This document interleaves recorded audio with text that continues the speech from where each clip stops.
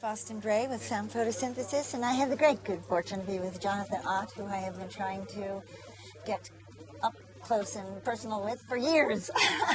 And I have recorded you in conferences and small gatherings since 1983. And we have definitely gone through a number of changes, and you are living in Mexico. Correct. Permanently. Yeah, for 21 years. And you have, would you call that retreated there, or no, I would bloomed say, there? No, I would say I'm a pharmaco-political refugee. And I definitely bloomed there because Mexico is a free country, unlike the United States. And how does that freedom, how does that work for you particularly relative to the United States? Well, because one's free to do what one wishes, and the problem with the United States is it's a tacit censorship, and so people censor themselves because they're so afraid for their future, their children's future, to keep their house, keep their job, stay out of prison for 20 years. And so censorship really works when people are afraid and they censor themselves.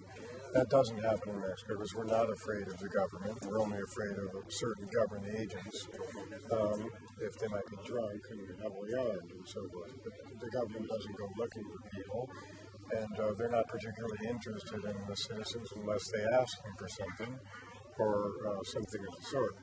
And so it's completely different from the United States in that sense because the U.S. government sends agents out constantly looking for people, even on the highway, driving to work. Right, yes, well, we know that, yes. So, what is your lifestyle there? How do you produce so much material of such deep value to the society of the scholarly group that are interested in the subjects that you've been covering? Well, I've always sought independence, and so I don't take any grants, nor have I been offered any grants. I don't have a job, nor have I been offered a job. And since I support myself, I can do what I want. And I have all the time in the world. So I don't work particularly hard. Never been a workaholic. But I'm not out of time like most people are. I have all the time in the world. And how did you get to this state of affairs that you were struck by the desire to pursue these subjects? Oh, well, LSD saved my life in a really bad time during the Vietnam War. And how does that happen? Well, I was living on the street because I couldn't get a job or go to the university or even get a loan to go to the university. And I didn't have any political awareness, but I suddenly realized that I had an enemy, but it wasn't in Hanoi, it was in Washington, in what I came to call the imperialistic government on the Potomac. And so I said, if all society wants for me is to fight, I'll fight here against the real enemy. And there you were on the street, and you were involved with LSD, which was legal at that point? Or No, it was quite illegal, but I didn't care. I mean, I still don't. Right. And so, would you say that LSD, I imagine, was pretty pure at that point for you? Yes. And it usually is pretty pure, just as the doses have gotten smaller and smaller and costlier and costlier. Mm-hmm, mm-hmm. And how did that open the window of the whole botanical trend? No, that came much later, but when I was able to go back and study, I quickly gravitated toward natural products chemistry and specializing on this topic because I found that there was an open field and that no one was paying attention to it. And so I took the ball and ran with it, and besides it interested me, and I thought it could help other people as well. And so there's a small but noble community that I have associated with you who have done likewise for most of their careers, being that they maintain a sort of a low profile and do more or less what they want, and yet we meet each other in these little groups now and then. have you stayed out of the grind that ropes most people into, and likewise some of the other people here that we have admired for their independence and approach? How do I maintain independence? I mean, you write books. We know your books are wonderful. I mean, first of all, they're published, which is fairly amazing. Yeah, but see, no one in the U.S. will touch my work with a 10-foot pole because they don't like my politics.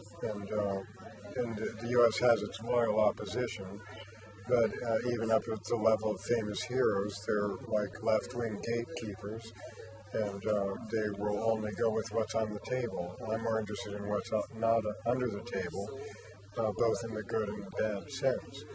And so, as I say, I always structured my life from when I was about 11 years old to be independent, because I care more about freedom and independence than anything else.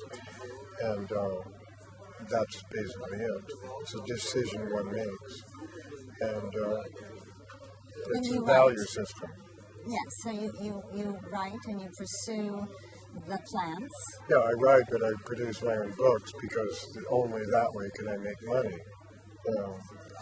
And yeah, I'm making my living as a small businessman, and so if I publish the book myself, I can make about 35% off the sales of the book, sometimes even more if it's one can sell them directly.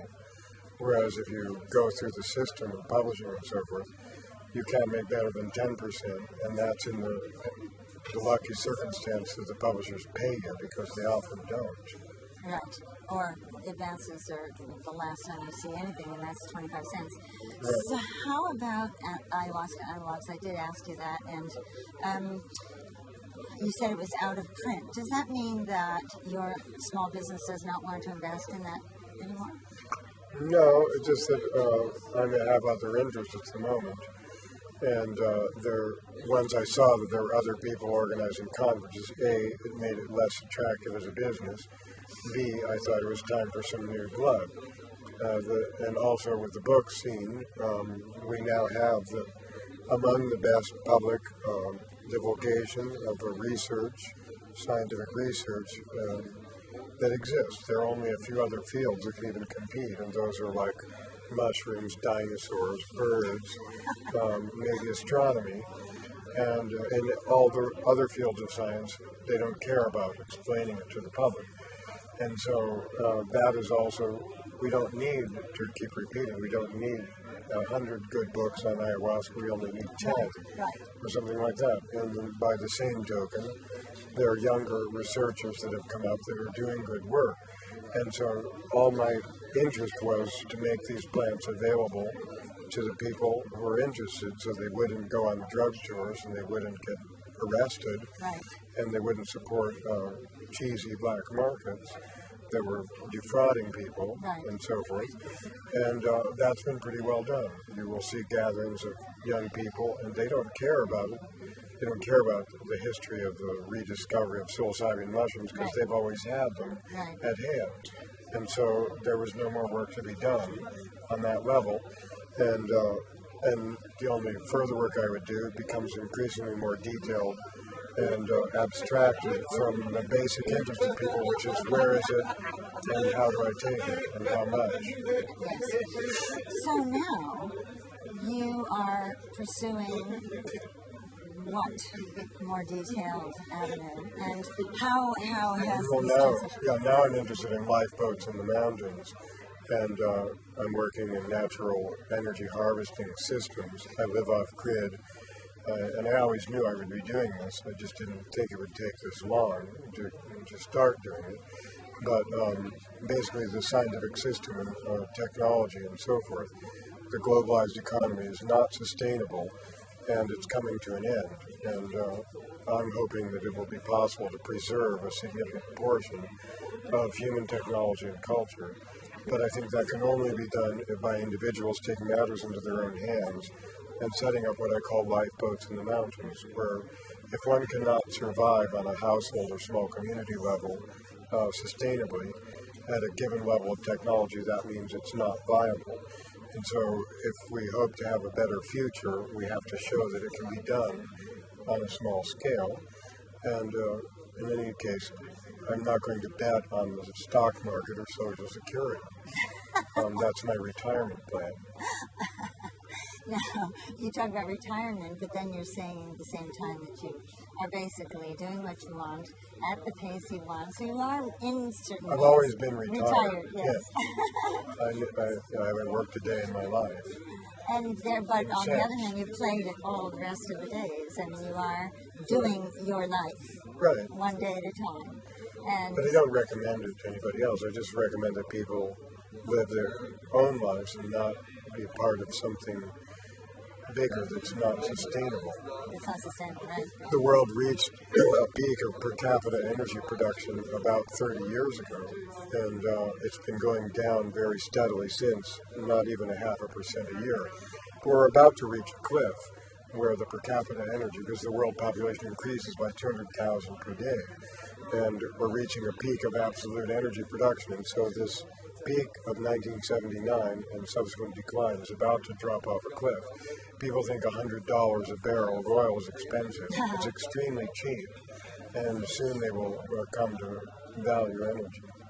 Now, if you are off the grid in Mexico, that must mean water, sun, or thermal, or some. Yeah, we live in a watery paradise. It's a cloud forest. And so I have abundant hydroelectricity from a small hydro turbine, and I have my own spring water, gravity fed to a roof tank in my house. And so I have so much extra energy that I don't even need to use the capacity of my turbine. I can still heat water with it. And I've also made my first experimental electric vehicle, and I'm about to make another more practical one so that I can also have my transport from hydroelectricity. And I'm installing them for my neighbors such that the grid will never penetrate our section of the mountain that we live on. In Mexico, they extend the grid by getting private landowners to buy the posts and the wire and the transformers. But we won't do that, and so the ones farther up mountain will also have to do what we're doing. And how many people would you say your arrangement? You have a stream, but you have rain all the time, and it's while the weather is as it is in your locale, it works that way. Now, how many people, as it is presently, can you sustain in this model? Well, just with the land of myself and my neighbor as kind of a partner, jointly we only have about 130 acres that we own. But I would say 25 people, perhaps, at a very good level of technology. And are you G4 power books or whatever, music systems and so forth, and a certain amount of transport like electric vehicles, whatnot. But the point is we need to find this sustainability. But unfortunately, it's not possible with 6.5 billion people in the world. We can't all. Now we're at the point where every year there are more and more people that don't have electricity, that don't have running water. There is no progress. This is all an illusion. It's all unwinding and it's all going downhill. But the powers that be, which are the oligarchy as always, the political politicians and the press are just spokespeople for this. Well, they don't want this to be made known, so they want people to think it's getting better. It's not getting better. And since there's no plan, the time for a transition plan was about 1975. That hasn't happened. It's too late. And so what we need now is about 4 billion people who volunteer to remove themselves from the scene, and that's not going to happen.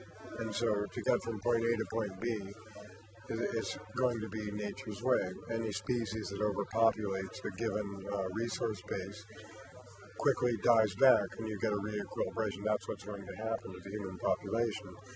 I've always realized this. I just didn't know when, and I still don't know when, but it's getting closer. Mm-hmm. Now, you are in a more or less isolated situation because you Not come really. out. I live only 7 kilometers from the capital of one of the richest and largest states in Mexico. But it's a completely different world Yes. where I live. Yes. And yet, people don't, from here or from the States, they don't just pop in on a Saturday afternoon and say hi. No, they wouldn't be able to find me. Exactly. At the same time, you have the choice of coming out, and very few people, a space is the premium at this moment. And you have put yourself in a situation that you come out to meet instead of having the world at your doorstep.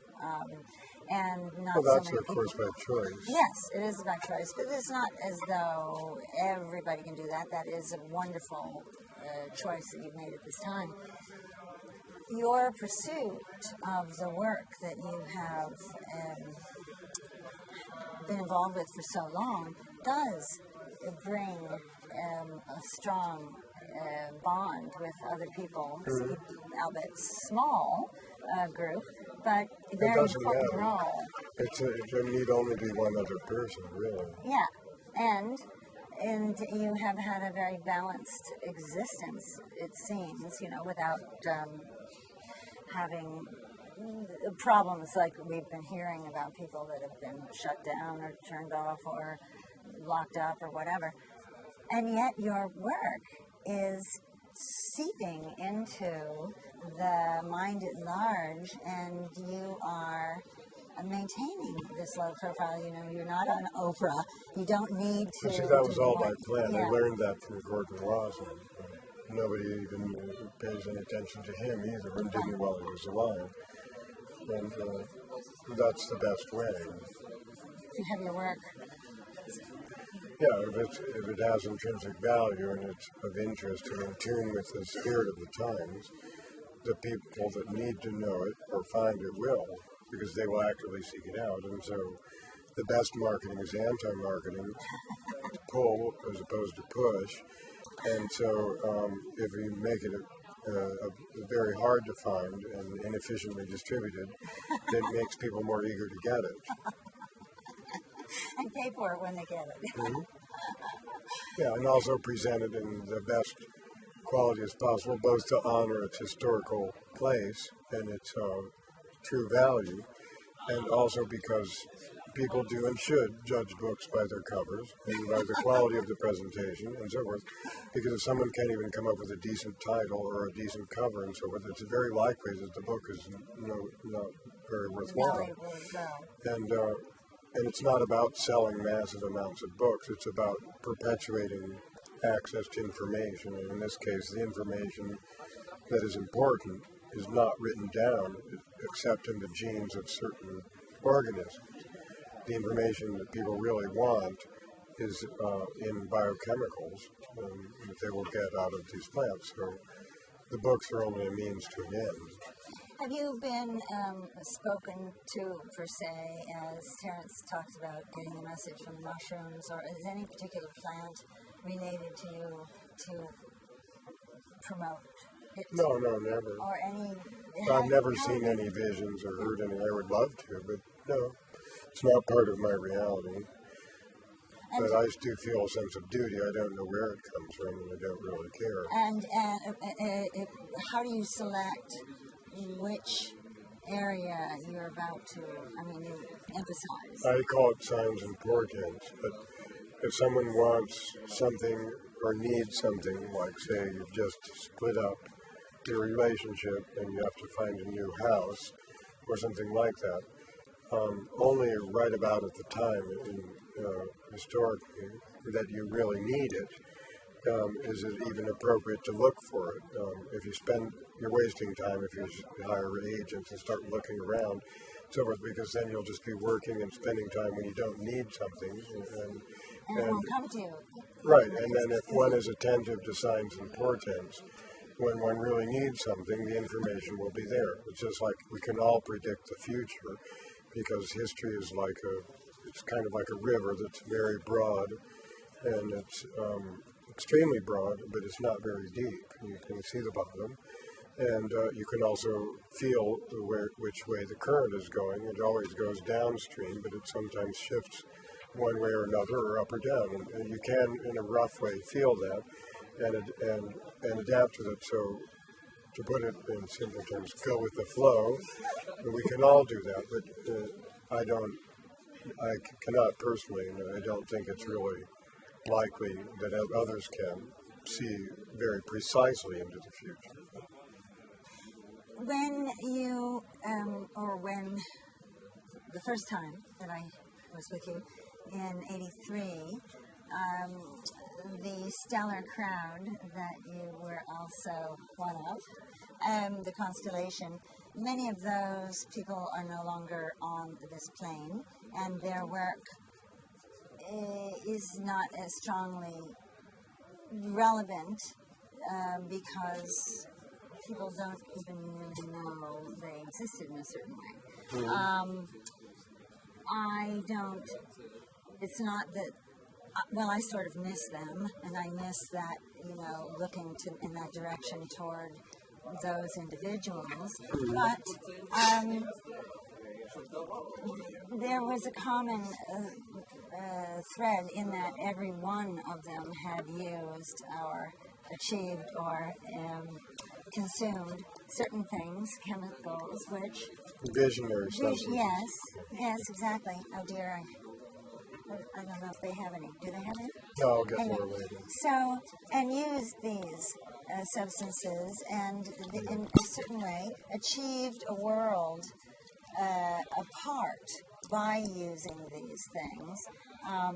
Their brain chemistry and the neuroplasticity was maintained even into old age. Many of those people were definitely not addled. No.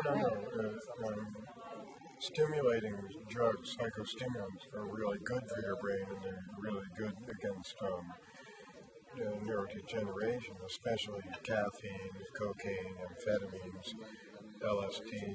I wouldn't say that necessarily about ecstasy or mescaline, psilocybin, DMT, certainly. The brain is an organ in the body, and whatever the mind is an epiphenomenon of the brain. So if you just sit around on the couch and watch television, your muscles become very flabby, and your circulatory system, you get tired very easily. It's the same thing with mental processes. If you don't use them, they just degenerate. And the stimulants are like a way of tuning the system. It's just like a radio, an amplifying circuit. You increase the signal-to-noise ratio by optimizing circuitry. That's basically what these stimulants do. It doesn't matter whether they're legal or illegal. It's something that's good for your brain. They may have other consequences, but I personally consider nicotine, especially caffeine, definitely, cocaine, surely also, to be like a kind of a vitamin, a kind of a life extension substance or whatever. But so also is learning new languages, for example. Mm-hmm. Maybe even doing crossword puzzles, I don't know. That's maybe anything why they're new. So popular, because it's a form of exercise. Mm-hmm. Mm-hmm. So that's a bond that we have all shared over these years. And as society has kind of crimped everybody's, except yours and a few others who have been able to stay out of it, our territory, less and less use is made of some of the more exotic substances. And some people say, oh, well, it doesn't fit into my life, or I am afraid my child is going to find out and have to report me. Well, then it doesn't fit into your life. Well, exactly. Because they're afraid of what they might see.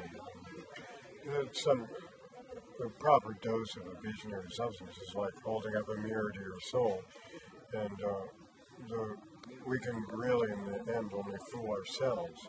And we're biologically wired to, our memory is not reliable, and it always paints things very rosy for ourselves. And this tends to strip that away. And so if one knows whether one respects oneself or not, whether one is happy with oneself and one's choices or not, and if with sufficient experience also knows that a goodly dose of acid will remind them of that in uncertain terms and possibly in a very stark way, And so it's a bad sign if someone feels it doesn't fit into my life, and it probably doesn't. And some people would prefer just to close the book. That goes for all elements of seeking the truth. Like Jack London wrote, he wanted to tear the veil away from the face of truth, but his fingers were burned, and for a while he willingly put the veil back and tried to forget about it. But the consequence of that is what he called the long sickness. And, well, I don't know. He eventually killed himself. And that is the outcome of many of the more bright flames, that they come to a point where there's nothing more to entertain them, or the veil has been pulled away. Yeah, well, he just burned out his body with alcohol, basically, because he chose a substance that's really, really bad for your body, something that I don't care for. But, yeah, he killed himself, and his liver was failing, so he was dying anyway. So he just took more of the medicine than he was supposed to, which was morphine, and that's probably what I would do also in a life past, but I tried to not reduce damage at all, or harm reduction. I don't think that's a useful concept. I've always been much more interested in maximizing the benefits. Yes, well, I think that in this event, I feel that it is not being brought out. This harm reduction tendency. It's already giving up half of the field. Exactly. And I the opposition. Have nobody except I have spoken just a tiny bit to you and to Dennis about this, because that is what's happening, and I see that in the whole industrial interpretation of this field. Every time there's an emphasis on the industrialization in the research money or the acquisition of the grants or the whatever, that harm reduction routine becomes a be better. And again, we bring in the fear, and the fun goes away, the joy, etc. At the same time, this event is happening, and we are getting to be together. Although I do find myself pissed off about things, I do appreciate the fact that we are here. Yeah, like here. Albert Hofmann didn't show up because no one asked him, as they thought it was a good idea. I didn't know as soon as he wasn't asked. I thought it was repeated to me that he wasn't well. No, he's in perfectly good shape. Well, we could just get a car and go and fetch him to say hello. He doesn't want to come. Because he wasn't invited. He was invited, but he told them he didn't have anything new to say. Oh, And he thought it was too soon after the one in 2006. So he wasn't supporting this. It's more like exploiting his name in a sense. Yes, that is true. Well, we know that that's the case, particularly here. However, I am conflicted, even though I love that we are here. I do not love the fact that these are the dynamics that... Well, it's a business scene, and that's good, because if it doesn't become business, it won't survive. There's nothing wrong with it. The same thing with the mushrooms among the Mazdacs. Somebody goes out and collects them to sell to the people to use them, and if not, they wouldn't have time to treat patients if they were always out looking for mushrooms. And in our world, if it's not a going business, it's not going to survive, and it's not viable. It doesn't have a real place.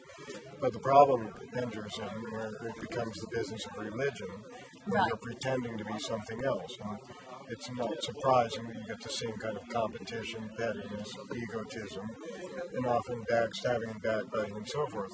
That's to be expected. That's just the way human business is. But when it pretends to be something else, something better, and so forth, it's hypocritical. And unfortunately, that happens in this scene because it's religion is a big part of human society. And so that's religious thinking. We're better. We've got the better way and so forth. But really not. It's just another generation kind of repeating the same thing in different ways. Except that this is a business which needs to, instead of join forces with the oppressor, needs to somehow optimize the positive developments. And my experience is that the business instead gets in league with the fear-based, what do we call it, damage control routine, and whole parts of pursuit of these, say, transcendental plants or whatever, is abandoned. I mean, in a certain sort of a way. If we constantly are looking to these substances as good for when you're dying, or, you know, to help you deal with the terminal illness or something of that nature, but the rest of the time, it's abuse, is a very, it sets up, like you say, it is half the story is left out, and you know, harm reduction is not what I personally am doing. So I'm wondering if there is a way to the pursuit of excellence and the not to be elitist or separate oneself out, but to make the package complete so that the industry includes more than the harm reduction part of it. Right. You know, the industry is not supporting the other part of it. Yeah, there are too many cowboys. Right. Too many religious people. Well, thanks for the opportunity.